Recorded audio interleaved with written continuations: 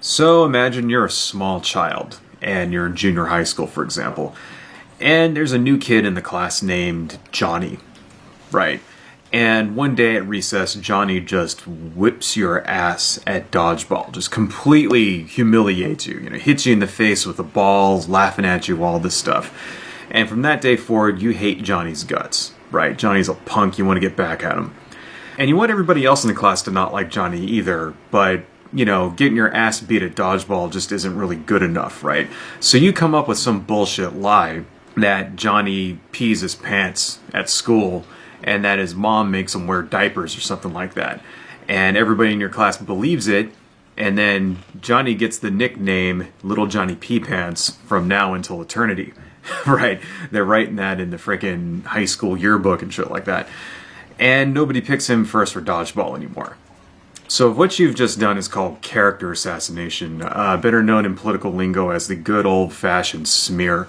And that's when you don't address your opponent's political arguments or refute their positions in any way, but you instead focus on ruining their reputation.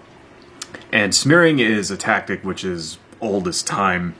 Everybody does it. Both sides of the political aisle do it.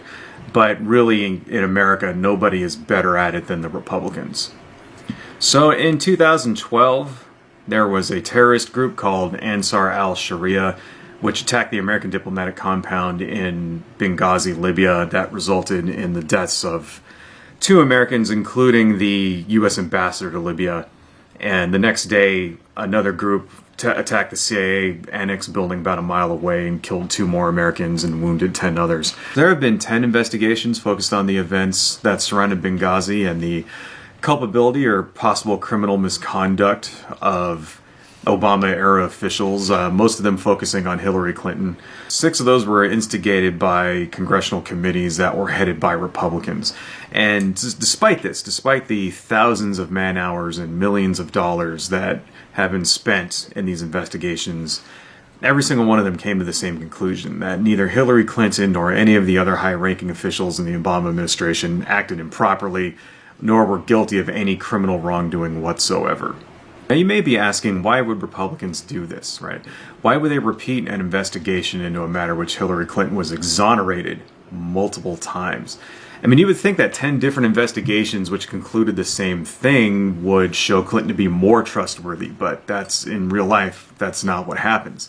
The goal of Benghazi was to take who was at that time the leading Democratic contender for president to succeed Barack Obama and drag her name through the mud. And that's exactly what happened. And by the time of the 2016 election, 59% of voters considered Hillary Clinton to not be trustworthy. Okay. Now look, the question I think you really want to ask me is, how am I going to be different? What are you going to see differently? I love that you asked my questions, but go ahead. That was one of my questions. Go right ahead. Well, I knew you'd want to ask it. What you're going to see is a conservative speaker that takes a conservative Congress that puts a strategy to fight and win. And let me give you one example. Everybody thought Hillary Clinton was unbeatable, right? But we put together a Benghazi special committee, a select committee. What are her numbers today? Her numbers are dropping. Why? Because she's untrustable. But no one would have known any of that had happened had we not fought and made that happen. Good. First rule of smearing your opponent is that the truth doesn't actually matter. The focus is on the accusation itself. In real life, when an accusation is made, there will be some portion of the populace in which it sticks, no matter how small that is. Even if the smear is completely debunked, and the next day the damage will be done, there'll still be people out there who believe it. So in the 2000 presidential race, during the Republican primary, John McCain began to bring his adopted daughter with him on the campaign trail. His daughter was originally from Bangladesh, so she was not white. And after he won the New Hampshire primary, he looked to be a shoo-in for South Carolina.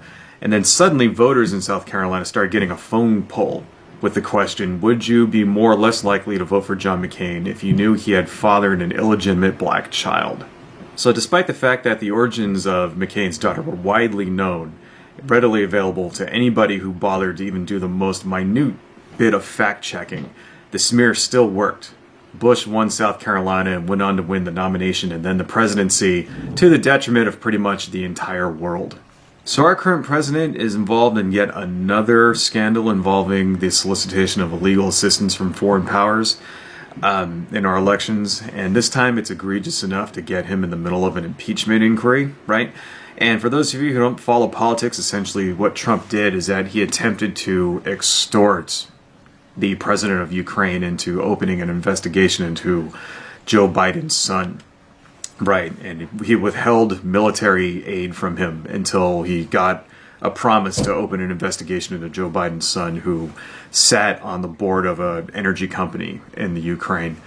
And it just so happens that in real life, Joe Biden threatened to remove aid from the Ukraine if they didn't open an investigation into this kind of corruption. What they wanted to have a prosecutor who was not investigating this type of corruption.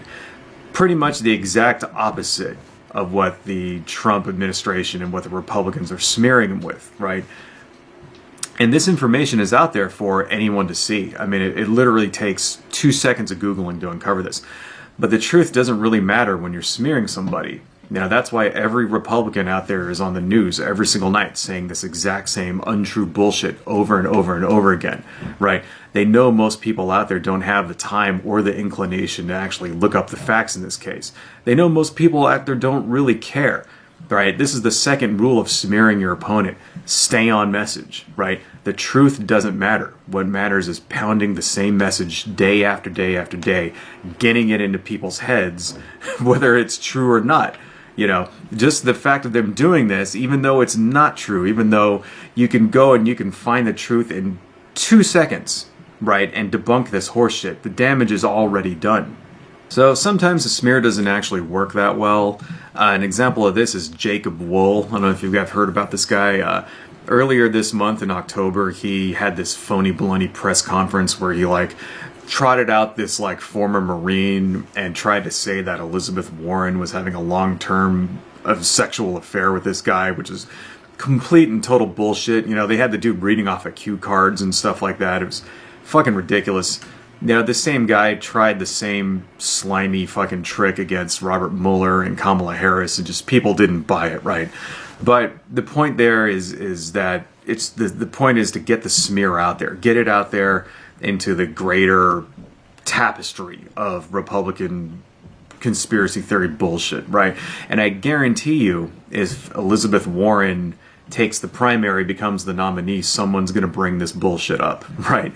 It's just going to be out there. It's going to be another piece of ridiculous horseshit that they pull up and put on YouTube and shit like that, just to smear her with, right? You know, because to this day, I mean, there's people out there that still believe that the Clintons had a murder list, right? Or that Hillary Clinton was a fucking lesbian, or that Barack Obama was secretly born in Kenya, and he has a fake birth certificate, and that he personally founded ISIS, and that Michelle Obama is really a trans woman and had a fucking sex operation. People still believe this shit, right? No matter how ridiculous it sounds, right? Because the reasons why smears work is because they play off of pre-existing prejudices that somebody has. You know, someone doesn't like black people, you smear a guy saying he's got an illegitimate black child. There you go. Right? Perfect, right? That's why the shit works, because people don't have the time, and they don't bother to investigate the truth themselves. You know, most people don't give a fuck, right? They have shit to do. They go to work, right? They come home, they have chores and things, and they have to pick the kids up from school, and they gotta clean the cat box and do their taxes and all this other shit. And they don't have time to be wasting going on fucking Snopes looking up whether or not some bullshit they read on Twitter is actually true or not. They don't care, all right?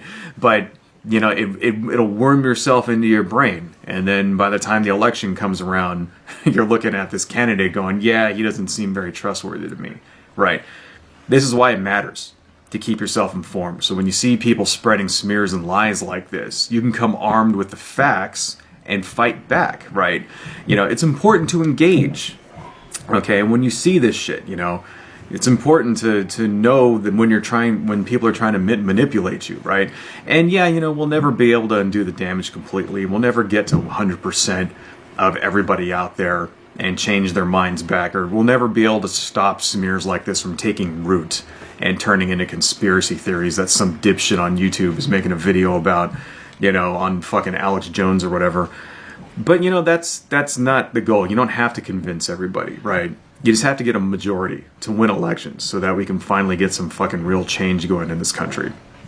Okay, so be aware, right, when people are lying to you. I don't know. That's all I got, folks. Adios.